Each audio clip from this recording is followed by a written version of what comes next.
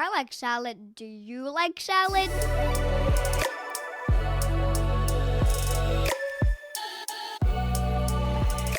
Hi, I'm Hostion Ho. I'm living in Vancouver, BC, Canada, unceded territory of Musqueam, Squamish, and Tsleil-Waututh nations. I am an immigrant to Canada from China. Hey everyone, I'm Andrea coming to you from Victoria, but more importantly known as unceded Akwesasne territory of the Lekwungen-speaking peoples, the Songhees and Esquimalt First Nations, and I am an immigrant from the United States of America. And you're listening to Canadian salad. Canadian salad.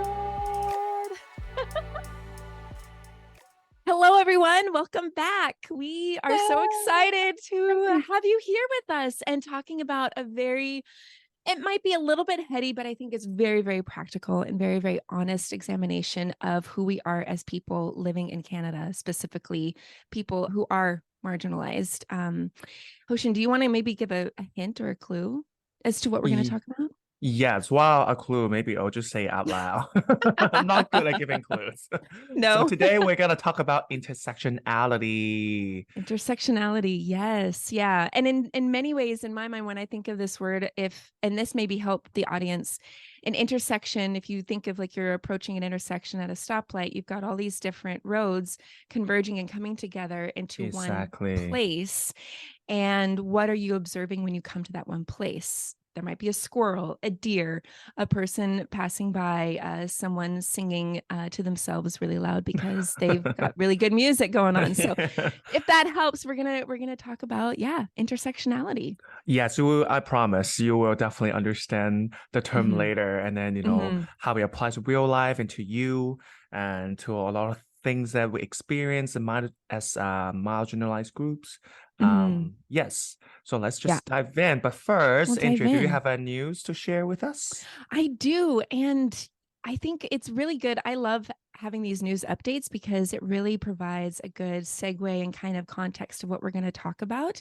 But today's topic, because it is on intersectionality, is this. I think it was a few years ago. This article came out, and the overall theme of the article was that Canadians in general struggle to define what Canadian is. Which I think is very valid because every time we get out of Canada and people ask, oh, what's our Canadian like? Yeah. And I always struggle also to give them a very simple answer. Completely. Yes. And I think from the States, there's all these stereotypes, but I remember even traveling to India, and I remember for a while people would ask, where I was from, and I would say, oh, the United States. They're like, oh, Hollywood, like that would kind of be the association that people would have with the States.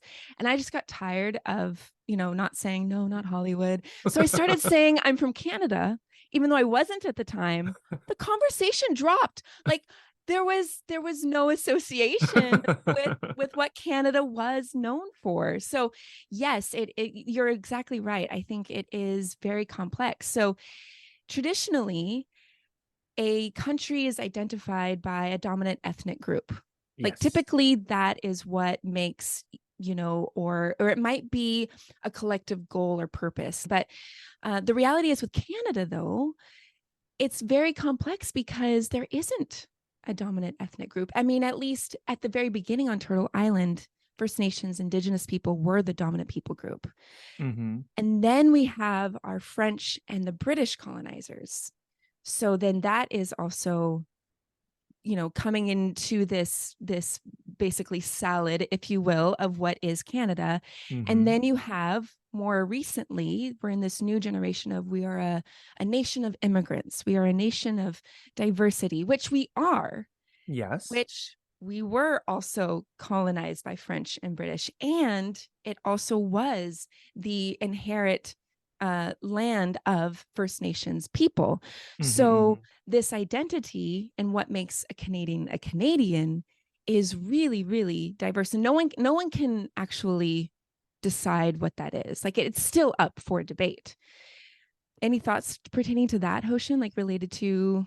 I mean, I agree. Like, as I just mentioned, sometimes it is very difficult even for me to explain to people who doesn't live in Canada what Canadian is like typical Canadian is like. Yeah. And then I think for me, having such a difficult time just kind of picturing like a Canadian in my head, Sure. that also says the uncertainty, in some sense, the identity of what Canadians is.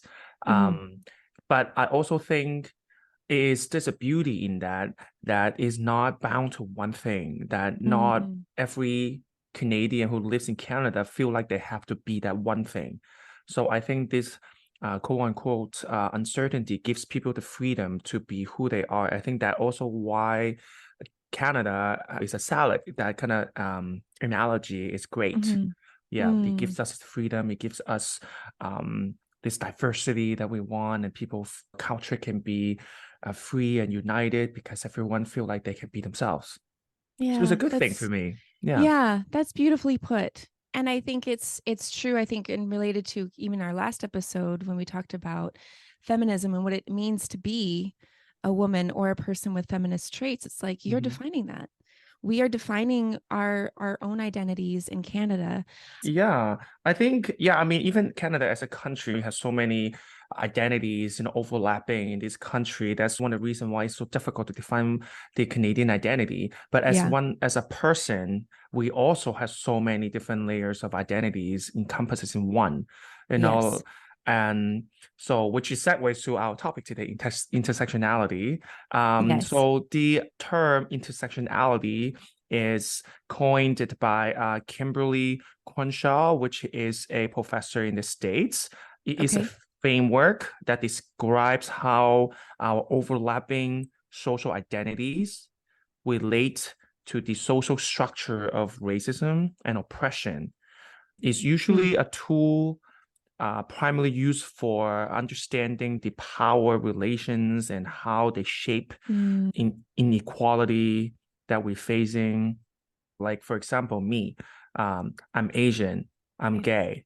gay. Hmm. I face different type of oppression. Obviously, one is racism, one is Right. homophobia, and on top of that, I'm also an immigrant. Mm. So that also another layer of oppression. So all this identity of who I am, how I behave, overlaps into this one intersection that gives me a very complex situation of what kind of oppression I face. Hmm. Uh, Hmm. Yes, and Kimberly, in her tech talk about gun violence, also gave a very specific example that in the States, when you talk about gun violence, usually media coverage more of Black men rather than Black women. And Mm. because of the intersectionality of Black women, not just facing racism, they're also facing sexism as well. And she uses that example to give people the idea how intersectionality gives unique challenges to people who have multiple identity that are oppressed in the society. Right. Right. It makes so much sense. In personal experience, we tend to see someone is Black and someone is Asian, and then that's all that we think that they are experiencing discrimination for is their skin color. It's the first thing we get. But then the thing is, there's so many other things can be hidden. Maybe it's classism, maybe it's sexism, Yep. maybe it's homophobia or transphobia. All these things can encompass Hmm. inside of that we don't Hmm. necessarily can see from Hmm. just visually. Right. Uh, but then their experience of discrimination because of that intersectionality can be so different and so dramatically complex than we can Yes. just perceive. Yes. Yeah. And it even plays into when I did some work with an organization who is helping people with criminal record suspensions. And unfortunately, with the application process, it disregards the complexion or the complexity of identity because it asks you, well, why did you commit this crime? And what are you doing to make that different? Even that application process or that lens is very one dimensional, and it's not examining all of these intersections and how they come into play, or even acknowledging the system and how the system impacted the way that that person was treated or Yeah. the options that that person had. Because let's be Hmm. honest, like a lot of people don't, they don't just wake up and say, I'm going to get pulled over by the police. No one does that. No, There yeah. are, right? Like there are things in our system that need to change and need to be open to the concept and the realities that everyone is very multi-layered, and everyone does have these particular pieces about them. So now we talk about the multi-layers and multitudes of identities. What are Yeah. your multitudes of identities and how they affect how people see you or how they affect the challenges that you face? Yeah, that's such a huge question, because I think when I go to the States, I will say I come back and I will say sorry a lot. So And Canadian of my you. yes, my father-in-law is like, you don't have to be Canadian here, you don't have to say sorry. And I'm like, sorry? Right? So I'm always saying sorry. Being a woman, being loud, blunt, American, I think I touched a little bit on it. I do have a faith that is rooted in, I would say, more Eastern Orthodox Christianity. I wouldn't say Yeah. like Western evangelical, Yeah. but I think that is also another bigger part of me that influences the way in which I want to love your neighbor as yourself. And yet I just feel like even in the Canadian context, that open expression of faith sometimes isn't always welcome. That's one thing you don't really talk about in the workplace or with new people, is religion and politics, like Yeah. those are things that people are just like, ooh. And we're going to get into a faith discussion, down the road. But Mm-hmm. yeah, I think it's always this, I'm here. I want to be seen when I go back to the States as in some ways Canadian, but at the same time, I don't feel like I belong yet, because I'm still very much new. I'm trying to redefine and even discover what that is for me. So it's messy for me, and it's messy for people that live here to know who I am. How about you, Yeah. Hoshin? Like, what would you say? How do all of your beautiful identities affect how people see you? First, I want to say that I agree with you that I mean, part of the life journey is figuring yourself out. Mm-hmm. I don't think there's someone in this world can say, "Oh, I exactly know who I am now in all the layers of my identity." It's always a journey of learning. So Mm-hmm. I think everyone should be patient of learning themselves and be certain of Mm-hmm. themselves, and you will hopefully you'll be more certain at some point. Mm-hmm. And I think, as we mentioned at the beginning, the news, that there's no Canadian identity. You are very much of a Canadian than anyone else walking the street that holds a Canadian passport, Mm-hmm. because Mm-hmm. there's no mold of how Canadian should be. So you are as beautiful you are as every Canadian. Mm-hmm. You are part of here. Yeah. And I don't think necessarily you have to explain to people who you are, how you are. Yeah. Mm-hmm. I think Yeah. sometimes we have to have that confidence in ourselves first. Yeah. Yeah. Yeah. That's Anyway, go hard to back. do. That's hard to do. But yes, no, thank you very much. Thank you. No Yeah. That problem. means a Yeah. lot. Yeah. So I'll get back to your question. I also mentioned a little bit before that I definitely, again, first Asian, because that's how the world sees me first. Before I do anything, before I open my mouth, people first see me as Asian. And then Mm-hmm. usually when I open my mouth, people will easily see I'm an immigrant, because ESL, so not born and raised here. And then the more they know me, they realize I'm very queer. In many ways, a lot of feminine trait, because I talk a lot with my hands and my shoulder. I love the way you talk. Thank you. Thank I you. Not do. I very do. mass for mass, which I love. Yes. Yeah, exactly. Which is It's also you. funny. Yeah, which is also a funny thing, because when I was younger, I got teased a lot being too feminine, and now I was like, Really? whatever. Oh, You yeah. wish. You're just jealous. Just jealous of this boogie. You're That's welcome. right. That's right. Yeah, anyway. But yeah, so I'm always Asian first. It's not necessarily because how I identify, but how the world perceives Mm, me. So I also yeah. want to say that identity itself is always in relation to the society and the history, Mm, and the situation, right? So how I mm, identify myself sometimes is also shaped by how I am treated. And mm, I will always be seen as Asian man, no matter how low that identity on my identity priority list ranked. I right. always seen as an Asian man. That is Mm, always first. And then that intersects with my queerness.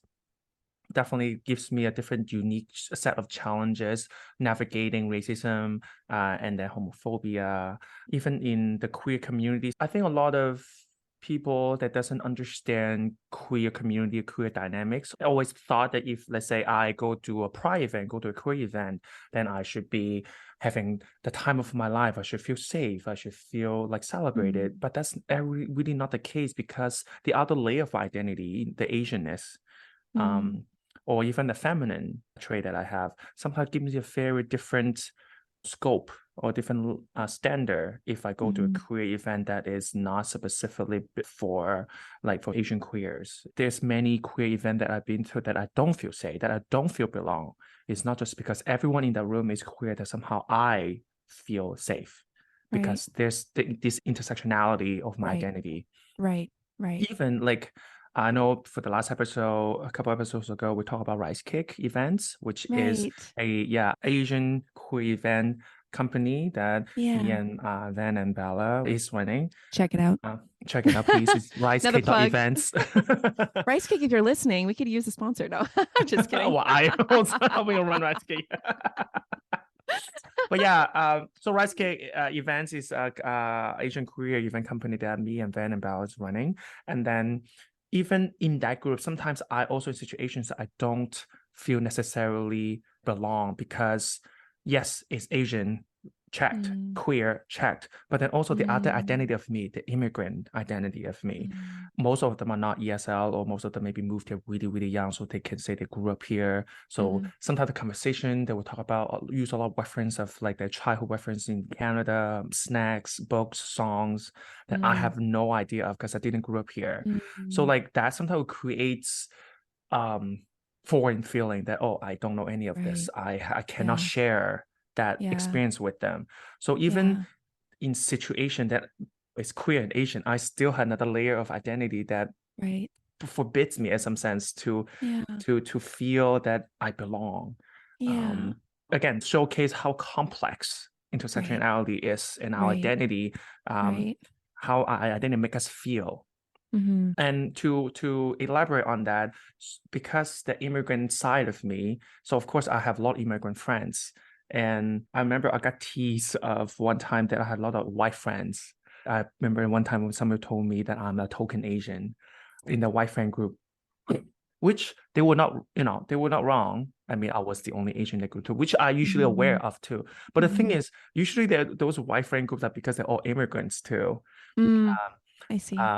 Yes, Asian queer immigrant would be perfect, but also I don't get to pick and just go to the street and pick a person. Exactly. A lot of my white friends friend group I have, that also because of many other situations that I met them, and then we click because of the other identity that I have, like for example the immigrant identity that I have, not necessarily because the Asian or the queerness that I have. So I think understanding the complexity of intersectionality also makes me make peace of this kind of tease as well, that, oh, you're a token Asian, but all of us are immigrants. That's why I feel safe in a group in this particular sense. I don't have to worry about people using like a lot of Canadian references that I don't necessarily know, or like I don't have to be cautious about English I speak, because maybe all of them are ESL as well. So like that sometimes offer me a safe space for that particular layer of my identity. Yes. Not that I condone token Asian. No, of course. But I think it is always down to the intent. Why are you there? Are you really there because you want to be that one Asian in the white group because you only like white people, for example? I know I'm not, but so I think that intersectionality is very important for self-certainty in some sense, and understanding yourself, how you operate, and give yourself that room to find spaces that you want, that makes you feel good and feel safe. And that's a lot to carry. That is a lot, Hostion, for you to navigate in every single space. Okay, what am I being assumed of in this group? And then who do I want to be in this group? How am I going to define myself in some ways? And it's kind of like you're damned if you do, you're damned if you don't. It's kind of like, where are these spaces that you yourself are finding, true freedom and joy in being who you are? And I just want you to hear that, like, I see all of these intersections and I recognize that. And that is a lot of work. And I can't imagine that's easy. At the same time, I want to celebrate all those beautiful pieces of you Thank you. Yeah. because they all make you who you are. And that's what it is to have an identity, right? Is that you are Yeah. defining that. You are the one painting the picture for all of us to see.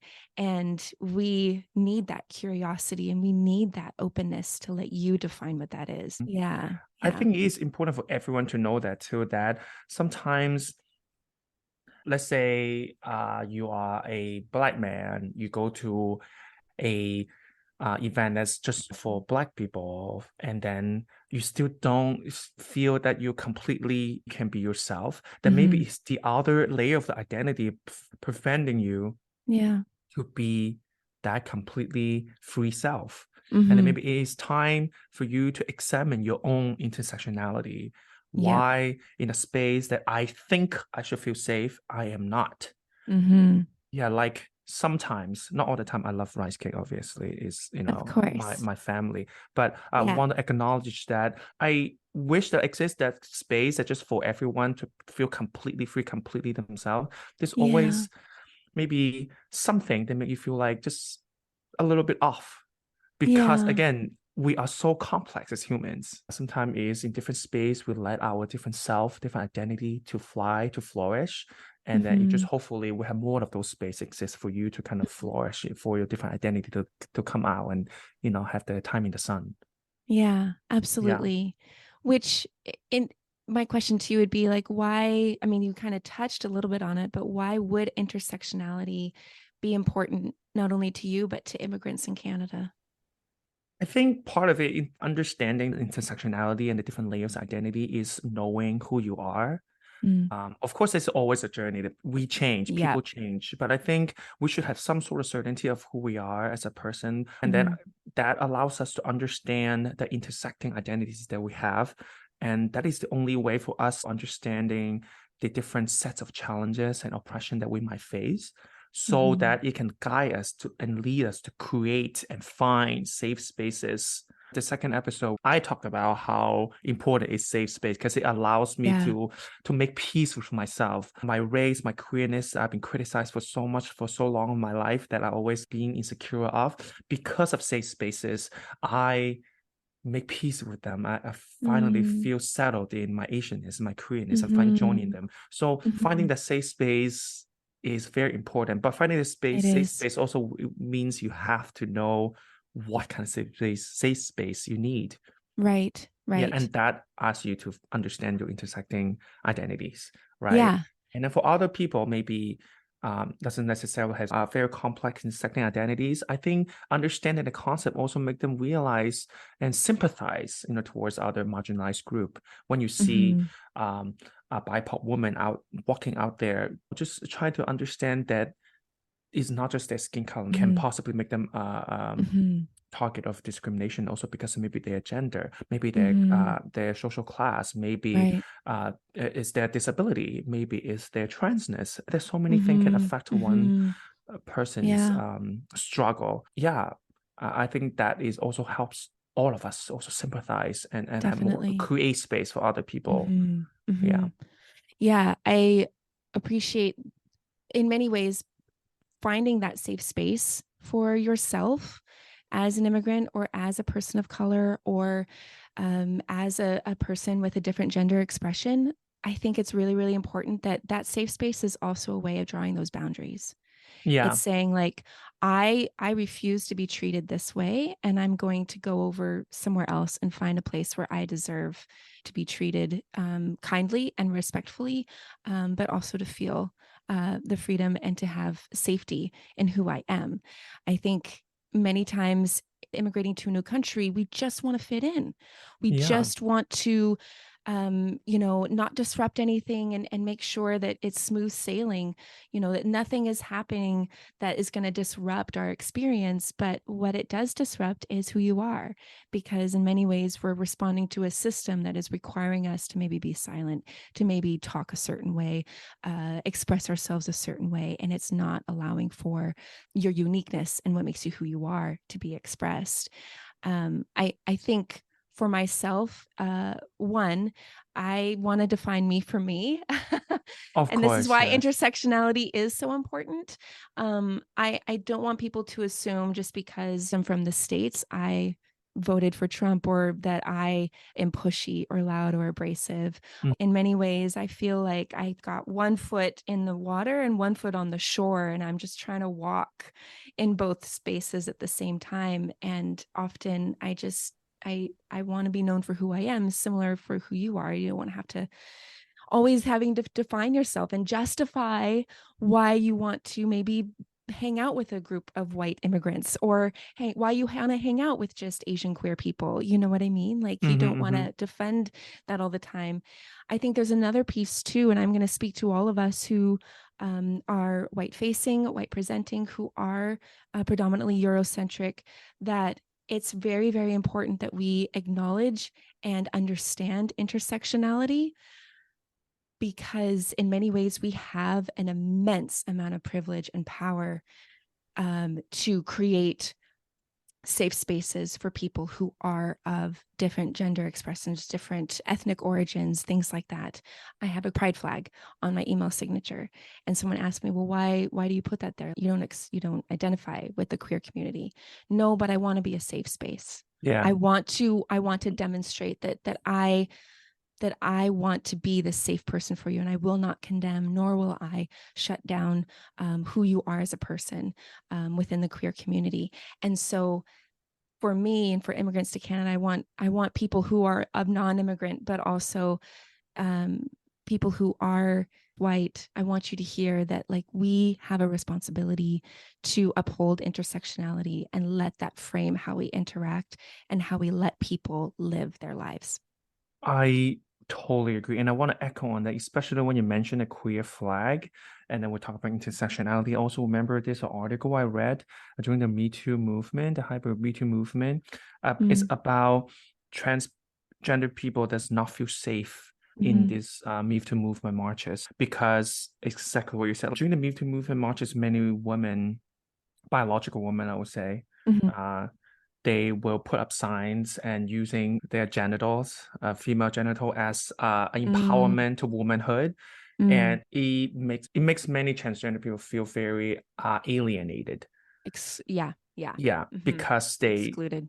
Excluded because they don't anchor their womanhood to a genital, obviously. Right. And so I think sometimes we understanding intersectionality also helps us to kind of combating this interwoven prejudice that people face in their daily lives, especially if you are going to a march to protest, Right. You generally want to make people feel that everyone in the march is for the same cause, but at the same time that you don't cause other harms to others, people that are in the same goals as yours. Yeah. And that comes, and to know what those harms are, it comes by listening. It comes by really, like, shutting the pie hole and saying, I'm going to listen. I'm going to allow the voices of those represented in this space, whether it's trans, people with disabilities, whether it's people of color. We are complex, beautiful, beautiful people. And in the way that we want to be known, allow other people to have that safety and freedom to be known for who they are.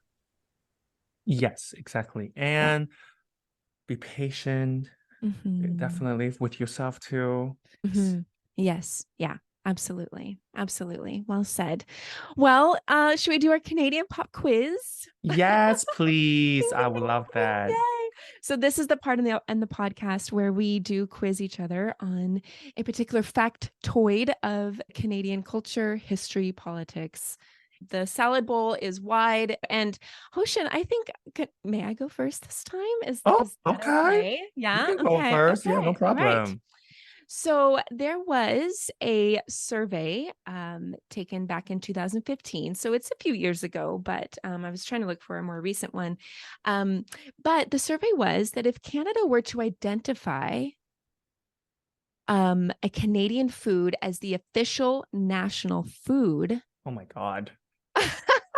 I know where you're going. What was the top choice for those surveyed? They said this is the national food of Canada.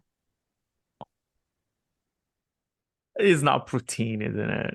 Is it poutine? Poutine is number 2. Oh, number 2. It's number 2. Yes. Maple syrup's not a food. Maple syrup's not a food, so I'm not gonna guess that. Maple syrup's not a food. Canadian. Oh my God. Chicken wings. I'm kidding, obviously. Amazing. No. Salmon? Anything with Salmon salmon? was number 3. Number 3? Pacific salmon was number 3. You're Wow. doing really good. You're just not getting 1. No. Story of my life, never get number 1. Oh no. Oh no. I don't know. I'll have to give up. The number 1 choice was Canadian bacon. Oh my God, I don't eat bacon. Yeah. So that was 35% of those surveys said that if Canada were to identify an official national food, it should be Canadian bacon. And poutine came in at 30%. What is Canadian bacon? What is the difference? That's a very good question. So Canadian bacon is Statista put out this survey. And so Canadian bacon is not the it's not the strip bacon that's typically, it's the back bacon. It's the back part of the pork. Okay, the pig, and the pig. And so, I only know this because from the States, we always refer to Canadian bacon as being that particular cut of the meat. But when I'm here in Canada, you never order, can I have Canadian bacon? You just see when it says bacon. When you see bacon, you assume that, well, depending on the dish, it comes for that certain cut, or it is strip bacon is what I've seen too. So anyway, Canadian bacon. We'll include the link. I'm not making stuff up out of my nose here, everyone. So I'll include the link. But yeah, it was a survey. So even food, there is no national agreement on what is a Canadian food. Bacon, ew. I know. Sorry. To all the bacon lovers out there, I'm sorry, but it's okay. Personally, not a big fan. Yes, intersection of identity. This is exactly. Like, hey, you can love bacon, you can hate it, and we can also get along. Yes. Yes, we can.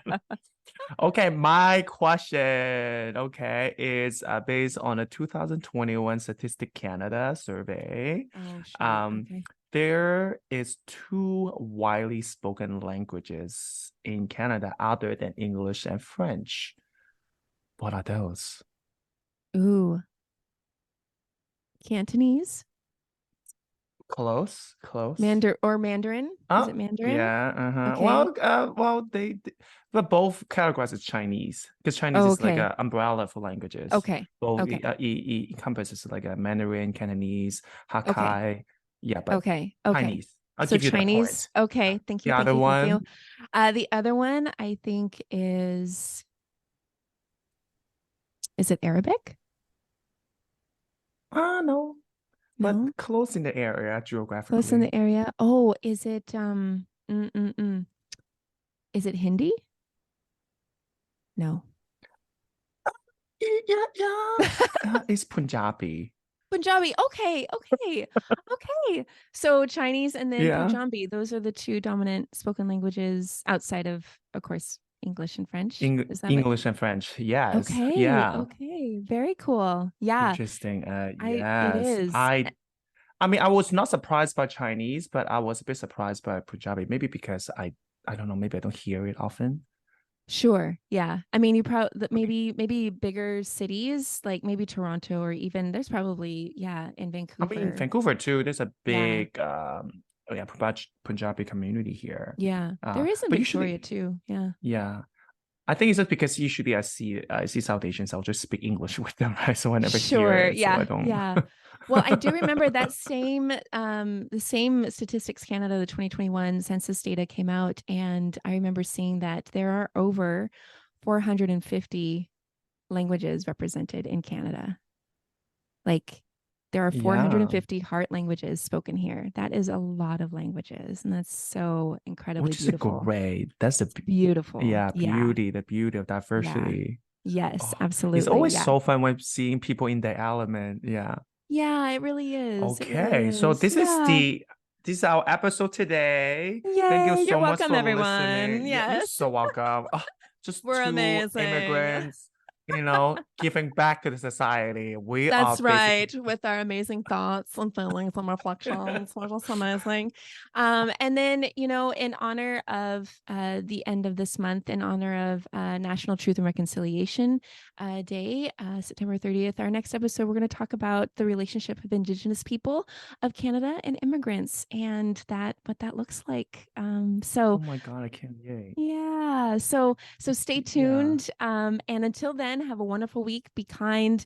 And again, check us out on our website. All the links to our articles and everything will be on our website. And, find us on Instagram. And we look forward to talking to you again soon. Were you going to say something, Our Hoshin? website Mm, is canadiansalad.ca. that's Our right. Instagram is just Canadian Salad. And you are speaking with the Canadian salad, pea and tomato. If you don't know what that means, you got to listen to our first episode, everyone. So, Yeah, it was amazing, by but the way. it was, yes. All right, everyone. We will see you next week. Talk to you next week and See you look next forward week. to, yeah. All right. Take care. Bye. Bye. Bye. Bye. Canadian Salad is written and produced in British Columbia, Canada by Hostion and Andrea McCoy. Theme music is by Naver Avetyan from Pixabay.